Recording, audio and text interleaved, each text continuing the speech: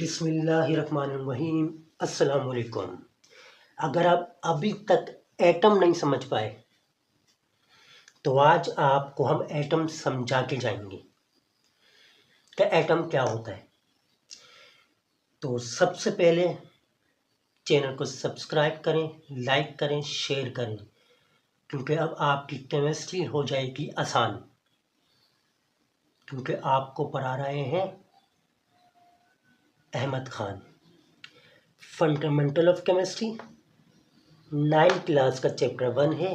सिम्बोट lecture number हम इसको कहेंगे 9 है ये, और इसमें हम पढ़ेंगे बेसिक डेफिनेशन का सब टॉपिक एटम क्या है। भाई एटम क्या है, बचपन से पढ़ते हुए आ रहे हैं कि सर एटम जो है ये स्मॉलेस्ट पार्टिकल है। ये क्या है? ये स्मॉलेस्ट पार्टिकल है। किसका स्मॉलेस्ट पार्टिकल है? आप कहेंगे ये smallest particle of element, smallest particle of element है। या आप कहेंगे ये बेसिक यूनिट ऑफ मैटर है। ये बेसिक यूनिट ऑफ मैटर है। एटम क्या है? एलिमेंट का स्मॉलेस्ट पार्टिकल, और एटम क्या है?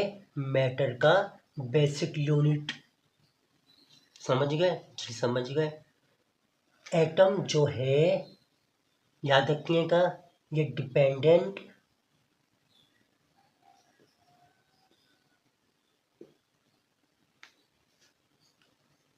और इंडिपेंडेंटली दोनों में मिलता है। डिपेंडेंटली प्लस इंडिपेंडेंटली दोनों स्टेट में आपको मिल जाएगा। यानी कि आपको डिपेंडेंट भी मिल जाएगा और इंडिपेंडेंटली भी मिल जाएगा। तीसरी बात करें अगर हम, तो एटम जो है, ये एटम जो है ये प्रोटॉन, न्यूट्रॉन और इलेक्ट्रॉन से मिलकर बनता है।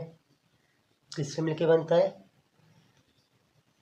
एटम प्रोटॉन, न्यूट्रॉन, इलेक्ट्रॉन से मिलकर बनता है।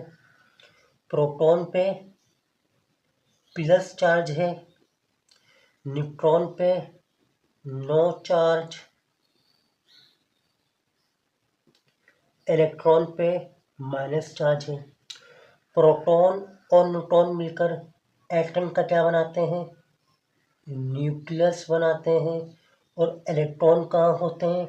ये शेल के अंदर होते हैं, या ऑर्बिट के अंदर होते हैं, या एनर्जी लेवल के अंदर होते हैं, कुछ भी कह लें आप। Atom is the smallest particle of element. It is the basic unit of element matter. Basic unit of matter. It may exist dependently and independently. Dependently मतलब कंबाइंड फॉर्म में मिलता है किसी दूसरे के साथ। इंडिपेंडेंटली मतलब आपको सिंगल मिल जाता है, सिंगल भी मिल जाता है और कंबाइंड फॉर्म में भी मिल जाता है।